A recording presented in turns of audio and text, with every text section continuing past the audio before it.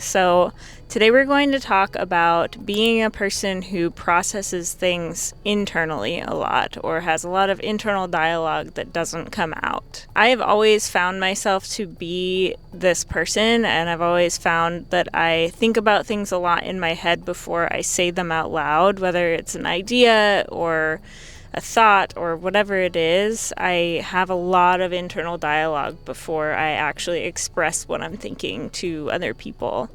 I think this has a pretty strong effect on a lot of different parts of my life, whether it's my creativity or my personal relationships or my professional life. I have seen it affect all those things. And I'm curious about how many other people out there are like this, who have so much internal dialogue that never makes it out into the world because you're just constantly processing these things in your head. I've noticed lately people who are the opposite way, who kind of think out loud all the time, are always running their ideas by other people and have all these thoughts that they express constantly. And it has really made me notice about myself that I don't do that. I'm so quiet about what I'm thinking or what I'm kind of brewing up inside until it's a fully formed idea and I'm ready to present it to the world or whoever or whatever it is. I think that this has been a part of who I am for a really long time, and I've always known it and it's been pointed out to me before, but I only recently have really been paying attention to it and trying to understand why I'm like this. And I wanted to share it because I'm trying to share more of these inner workings of who I am in order to find other people who can relate to it. And just to explain a little bit more about how this shows up in my daily life, it mostly shows up in ways like conversations. I'm thinking a lot about what I'm saying and what I'm going to contribute to the conversation before I say it out loud. And sometimes I think I come across as shy, or some people have told me that I'm intimidating because I don't talk a ton in social situations, but it's because I'm just thinking about the conversation and I'm really considering what I say before I say it.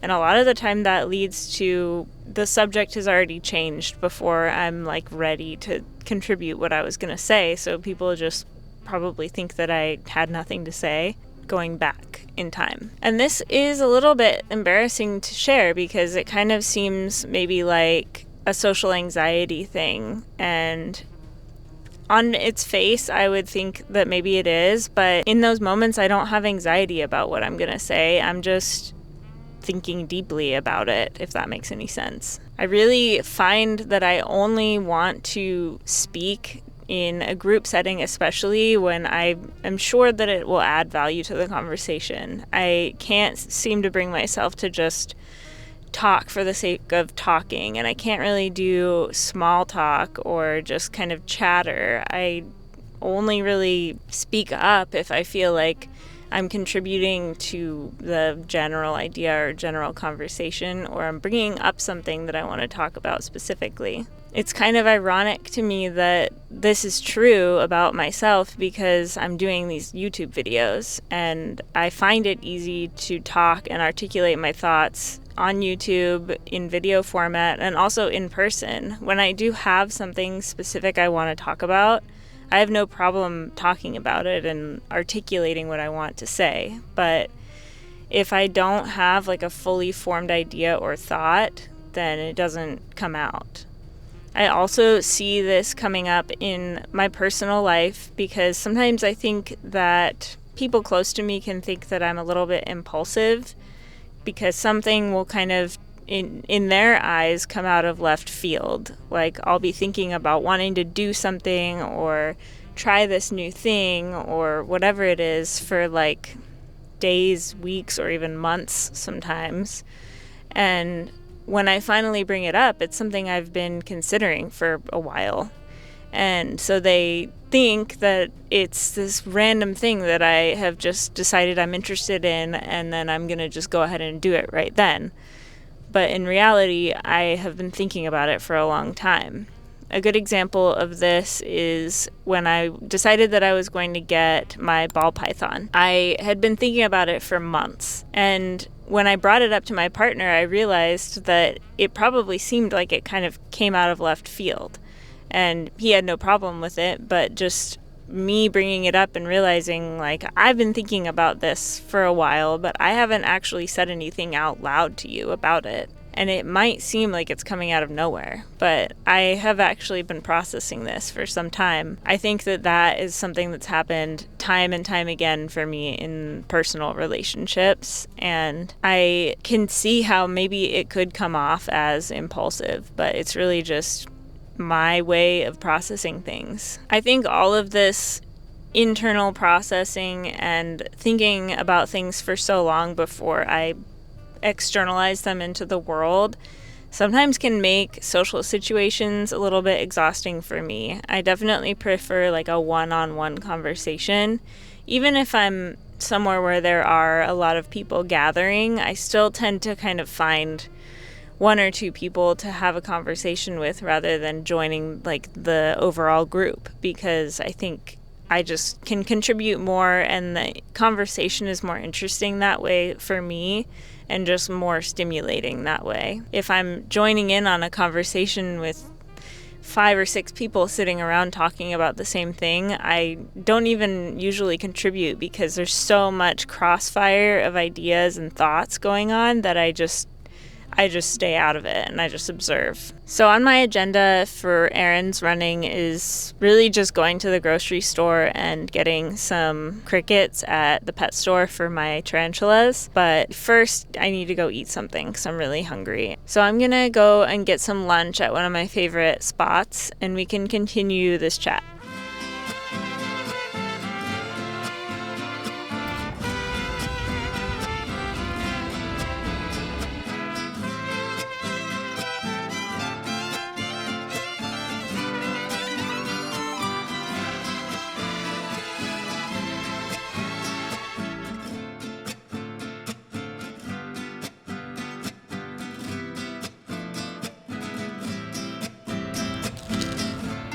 There are definitely ways in which having this constant internal dialogue and not really exposing it to the world can be a little bit of a negative. I mean, sometimes I think of an idea and I ruminate on a project for a really long time, and then by the time I actually act on it, it's not really interesting to me anymore because I've already been thinking about it for so long. With this, I've really just been trying to act on my ideas a little bit quicker, especially when it comes to making a video or any sort of like a new painting idea. I've been trying to just have the idea and act on it. That way I don't have time to get sick of it before I even do it. Sometimes when an idea doesn't turn out the way that I envisioned it, because I have been thinking about it for so long, I get discouraged if it doesn't end up being like what I pictured in my head, which is something I'm getting better at, especially with painting. I have a little bit more control over making jewelry and making videos, but with painting specifically, it doesn't always turn out the way that you pictured it. And when you tend to ruminate on things for a long time, you get a pretty specific idea in your head of what something's gonna look like. And I think it's a really good practice for me to let go of that expectation sometimes and just let it be what it's going to be. Another challenge that I've faced with this that I've already kind of touched on is the fact that it maybe can make me seem a little bit impulsive sometimes because of what I've already mentioned with just having an idea in my head for a long time and having it exist there for quite a while before I actually say it out loud and act on it. I also think that sometimes this can make it a little bit more difficult for me to make new friends because it's a little bit harder for them to get to know me because I'm not really offering anything out loud unless I really think about it and really think that it would provide value to the conversation. And sometimes maybe they don't really get to know how my brain works as well because I'm keeping a lot inside and I'm not really talking about it out loud. I think that can be a big challenge for me, and I think that's a big reason why since moving to a different state, maybe I haven't made as many new friends as I would like, because I do kind of keep a lot of my thoughts to myself, and when I am in a group of people, I may seem a little introverted and like I'm not engaged in the conversation as much, but it's just because of the way that I process things and the way that my brain works in that kind of a setting. So much of my thinking and existing happens inside my own head that I don't always realize that I'm not really outwardly projecting who I am in all situations, because I'm kind of doing a lot of stuff in my head in the moment rather than expressing what I'm thinking about or what I have to add out loud when I'm in those situations. Anyway, I'm gonna finish eating this and we'll continue on our journey for the day and have a little bit more of a chat about this.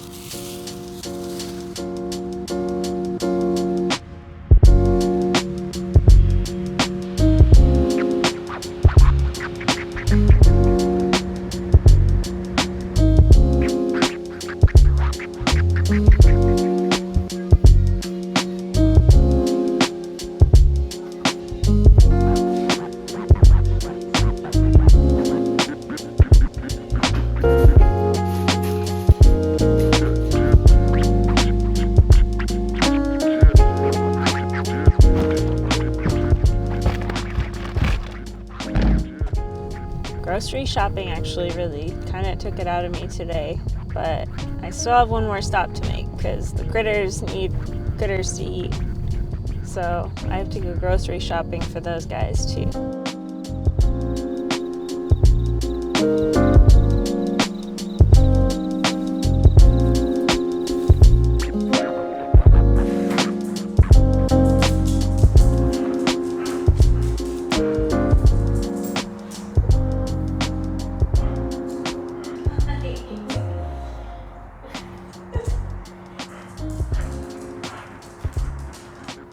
So I guess the question is, why am I like this? Or why are we like this? Because if you're still watching this video, you relate in some way, or you know somebody who is this way also. And I think part of the reason why I process things internally for such a long time before saying them out loud is because even though I have step siblings and had step siblings growing up, we always lived in different states from each other. So I lived with my mom and my dad had my step siblings. So I was effectively growing up as an only child, like most of the time.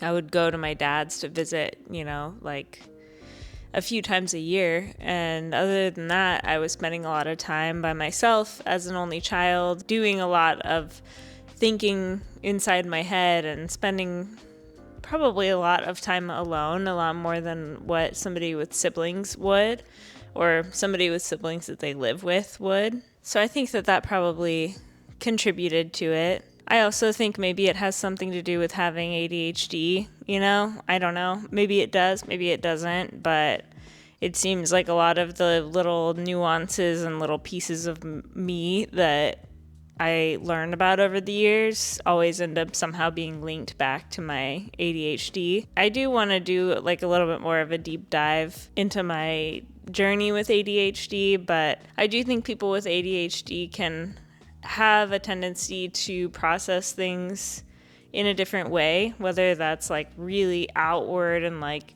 saying everything that they're thinking and kind of just overwhelming the people around them with their thoughts, or if it's the opposite, where they're just like thinking in their head and not really saying it out loud. I think that the way that we are raised can also contribute to the way that we process things. And I mean, both of my parents are pretty like internal people. They both kind of keep their thoughts to themselves, I think, for the most part, and then it seems that suddenly they have this idea that they're acting on, but I see myself in that, and I see where maybe I would get that from. And it's interesting that we can pick things up from our parents like that we aren't even really conscious of or like taking on as a characteristic on purpose, but I think that happens a lot for sure.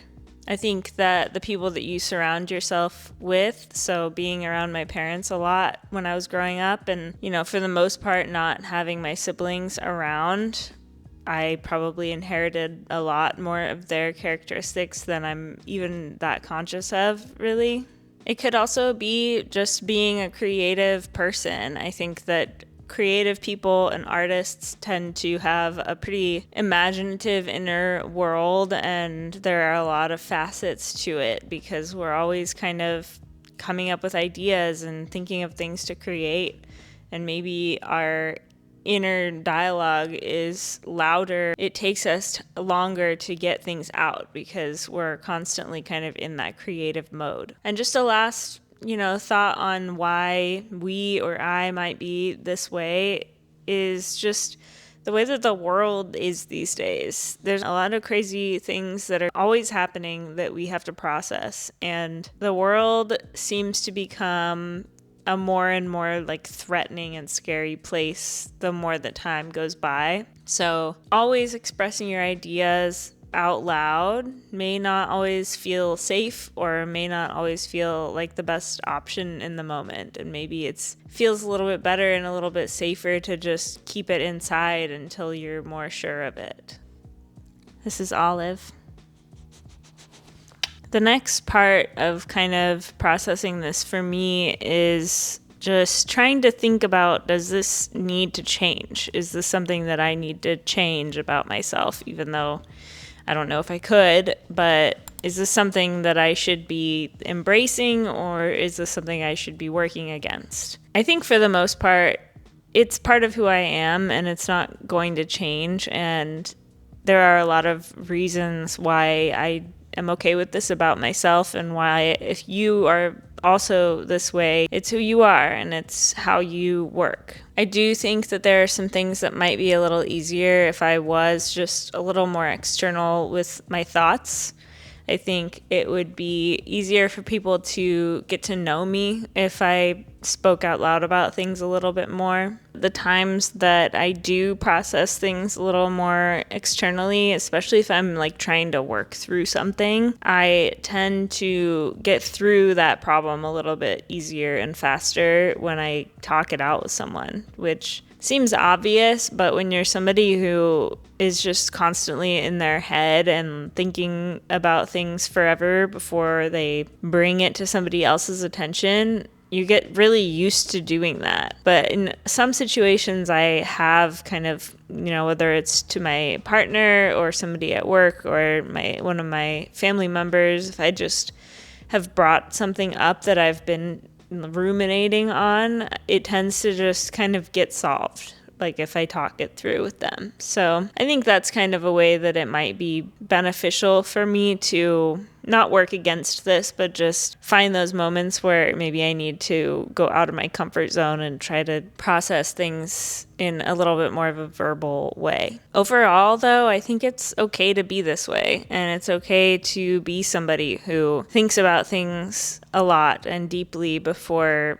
saying them out loud, or somebody who really thinks about what they are going to say before they say it. Those are good traits to have. I think sometimes it can hold you back in certain situations, but for the most part, I see value in that, and I'm okay with being that way as myself. I think there's a lot of benefits to thinking things through before you say them out loud, and as far as creative projects go, doing a lot of internal planning before executing it may lead to a more intentional end result and more intentional creativity, which there's space for both intentional and just random, unthought out creativity. But I think in general, with the way that I like to make my art and like to be creative, I do like to think things through a little bit more before I take action on them. I would like to find ways to make social situations a little bit less draining, because that can be pretty draining for me when I'm in a social situation and there's a lot of chatter going on and I kind of can't find my in and don't really know where my thoughts fit into the whole thing. Just trying to consciously get more comfortable in those situations and participate in the conversation a little bit sooner is something that I want to work on as a person. And I would love to hear from you in the comments section. Are you a person who tends to process things in your head for a long time before you say them out loud? Or are you close to somebody who is that way, and has it been difficult in any way? I really think that it's totally okay to be this way, but I would really love to open the discussion about it. And let me know if you like this style of content from me. I really want to try out different things and just have fun with it, because that's the whole point in doing this whole creative thing to begin with. I really appreciate you taking the time to watch this video, and I hope that you got something out of it. And I look forward to seeing you in the next one. Thank you. Bye.